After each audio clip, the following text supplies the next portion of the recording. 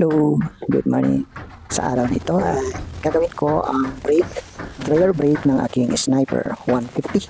So nakairam tayo ng mga tools galing sa aking bayaw. So ito, tinumpisan kong baklasin itong dito sa side ng brake, no? So first time kong gagawin ang mga ganitong bagay. Kasi hindi naman ako mekaniko, pero siyempre marami naman tayong nakikita sa YouTube na pwede natin maging basihan o guide para sa mga ganitong DIY, no, na gawain.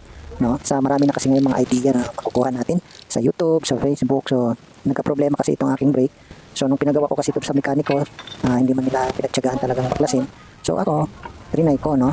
So kung tutuusin, gusto ko sanang palitan yung kanyang caliper, pero medyo yung na-order ko ay nagkamali, no.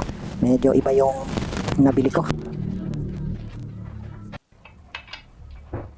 Pinagtiyagaan ko muna, no, na baklasin at pagtiyagaan kong talikutin itong ating rear brake. So sa pagkakataong ito naman ay napaklas ko ang hindi nagawa ng mekaniko, no. So sana ay magtagumpay itong aking ginawa, no. So yun nga, na babalik natin itong gulong sa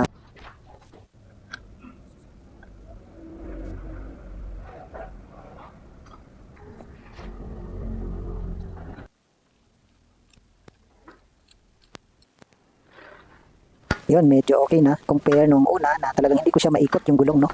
Kung halimbawa ganyan, hindi ko siya ma-free wheel, no, hindi ko siya maigalaw, no, napakatigas.